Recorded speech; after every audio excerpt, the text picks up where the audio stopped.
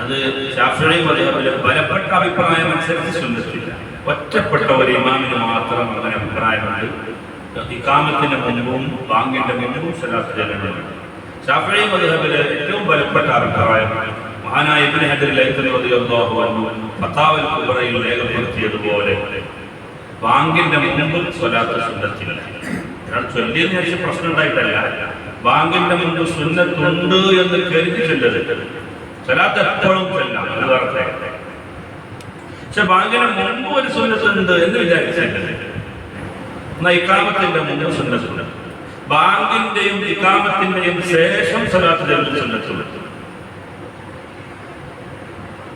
ലാ ഇലാഹ ഇല്ലല്ലാഹ് എന്ന് ബാങ്ക് കൊടുത്താലും ഇഖാമത്ത് കൊടുത്താലും പറയേണ്ടത് ലാ ഇലാഹ ഇല്ലല്ലാഹ് അല്ലാഹുമ്മ സ്വല്ലി അലാ സയ്യിദിനാ മുഹമ്മദ് അല്ലാഹുമ്മ ബറക അങ്ങനെയാണ്. അത് ബാങ്ക് വിളിച്ചതിന് ശേഷവും ഇഖാമത്ത് വിളിച്ചതിന് ശേഷവും അങ്ങനെ ലാ ഇലാഹ ഇല്ലല്ലാഹ് പറഞ്ഞതിന് ശേഷം നിങ്ങളുടെ പേര് സ്വലാത്ത് ചൊല്ലിയിട്ടാണ് ദുആയിലേക്ക് കടക്കുന്നത്. ഇഖാമത്തിന്റെ മുൻപ് ബാങ്ക് സ്വലാത്ത് ചൊല്ലൽ സുന്നത്തുണ്ട്. ബാങ്കിന്റെ മുൻപ് സ്വലാത്ത് ചൊല്ലൽ സുന്നത്തില്ല എന്നാണ് ഫഖഹാവ് പറയുന്നത്. അതാ സ്വലാത്തു അലൻ നബി സ്വല്ലല്ലാഹു അലൈഹി വസല്ലം ഖബറിന്റെ ഇഖാമത്തിന്റെ മുൻപ് നബിയുടെ വീട്ടിൽ സ്വലാത്ത് ചൊല്ലണം.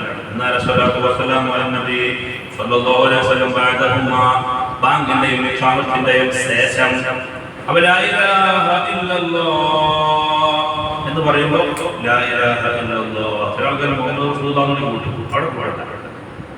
അവിടെ ലാ ഇലാഹ ഇല്ലല്ലാഹ് അല്ലാഹുമ്മ സ്വല്ലി അലാ സയ്യിദിനാ മുഹമ്മദ് അല്ലാഹുമ്മ റബ്ബ ഹാദിഹി ദഅവത അങ്ങനെയാണ്. وتسن الصلاة والسلام والدعاء والسامع أيضا. ഇത് മുഅദ്ദിന് മാത്രമല്ല, കേൾക്കുന്ന ആൾക്ക് കൂടി ഈ സ്വലാത്ത് ബാങ്കിന്റെയും ഇഖാമത്തിന്റെയും ശേഷം സുന്നത്തുണ്ട്. അതിന്റെ ശേഷമാണ് ആ മൗസൂറായ ദുആ നിർവഹിക്കേണ്ടത്. അങ്ങനെ 21 സുന്നത്തുകൾ